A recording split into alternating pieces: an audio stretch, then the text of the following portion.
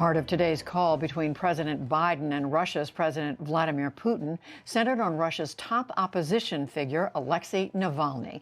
Nick Schifrin reports on how Navalny is sparking protests. The protests rolled across 5,000 miles and 100 cities, from Yakutsk in the east, where the temperature was 60 below, to Moscow in the west, a national wave of dissent and defiance. We are here because we are fed up with the regime in this country. Putin is a thief and the whole system is corrupt. Police responded with blunt force and arrested more than 3,000 protesters. But if that brutalness was par for the course, protesters' resistance with their hands and snowballs was a sign Russians have had it, and they're willing to defy their government more than they have in many years. They answer the call from opposition leader Alexei Navalny. Last week in Moscow, after a hug from his wife, he live-streamed his arrest upon arrival from Berlin, where he'd recuperated from an attempted assassination that independent researchers say was launched by the Russian government. There are 20 million beggars in the country, and he buys a yacht for his mistress. Navalny's call coincided with a new investigative video that crosses what used to be red lines, Putin's love life, and what Navalny called extravagant personal corruption in a billion-dollar palace, filled with opulent rooms and disparaging Putin as a wannabe monarch. The video's been viewed more than 90 million times, allowing Navalny to circumvent state-run media and maintain massive influence. Putin almost never mentions Navalny, but an online forum this week denied Navalny's charges. Nothing of what is listed there as my property belongs or has ever belonged to me or my close relatives. Never. He's a kind of a czar and autocrat. In 2012, our Margaret Warner interviewed Navalny with an interpreter. That's when Navalny started his campaign, calling Putin's party the party of crooks and thieves. Navalny predicted Putin would end up like Muammar Gaddafi. We followed him again during his campaign for president in 2017. They tell us, you, and we have to say, oh, okay, we're very sorry. But no, we have gathered here to say we are going to ask these questions and we will obtain the answers. His leadership has especially galvanized young Russians, who posted videos this weekend removing Putin portraits. And to discuss this moment in Russia, we turn to Masha Gessen, staff writer for The New Yorker and author of 11 books. Masha Gessen, welcome back to the NewsHour. Are these protests different from previous protests in Russia? Yes and no. They are bigger. It is particularly significant that they're bigger. I mean, they don't involve, more cities than, for example, the protests in 2011, 2012. But there is a significant difference in the sense that the protests in 2011, 2012 took place under much safer conditions for the protesters.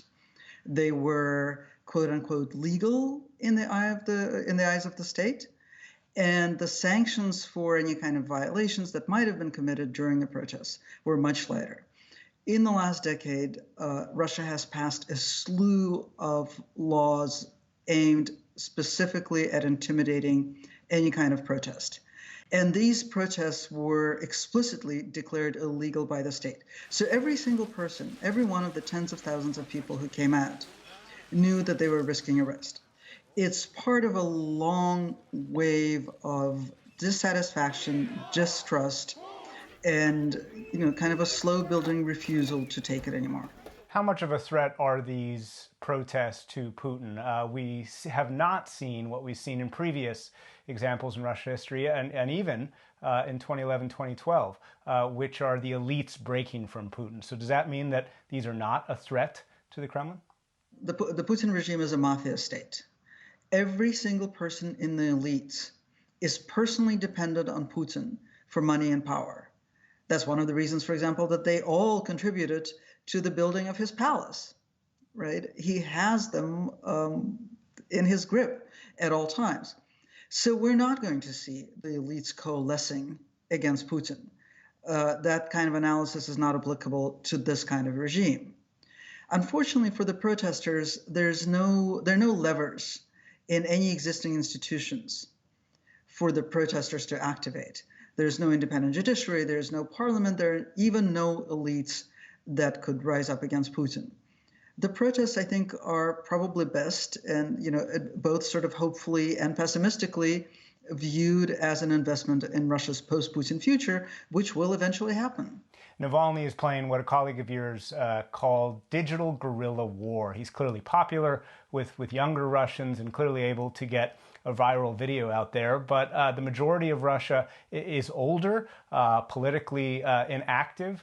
Can Navalny reach out to the actual majority of the country? Russia doesn't have elections. Russia doesn't have any kind of traditional media sphere that would allow a politician to reach out to a majority of the population. That said, Navalny has kind of hacked that predicament. In the scorched earth political environment of Russia, he has nonetheless been able to establish himself as a viable alternative to Putin, as a different kind of politician and a different kind of politics. And finally, U.S.-Russia relations. Biden and Putin spoke today. Biden's made it clear they're going to try and work together on issues like New START while challenging Putin on other issues, including Navalny. But the Russians, meanwhile, continue to question Biden's legitimacy as president. Will Russia seek to cause more disruption in the U.S., do you think, while Biden waits for his national security team to be confirmed? Joe Biden is the first president since the end of the Cold War who has not promised, he has not postulated as a goal any kind of normalization or improvement of relations with Russia, right? We know that the reality of the situation is that nothing good is going to happen in the relationship between these two countries, and Biden is not even sort of signaling that this is an ambition of his, which I think is a good sign, just because it's good to see the president telling the truth. Nothing good is going to come of this relationship. Is Russia going to continue to meddle in U.S. politics if the U.S. lets it? I've never been of the school that Donald Trump was elected by Russia. I think that he was elected by Americans, and Russians were able to fortuitously sort of whip up some sentiment. If there are things for Russians to get involved in, if there are things for Russians to whip up, if we continue to be a divided, conflicted country in which nearly half the population is entirely unmoored from reality, that's fertile ground. But that's on us. That's not on Russia. Masha Gessen, thank you very much. Thank you for having me.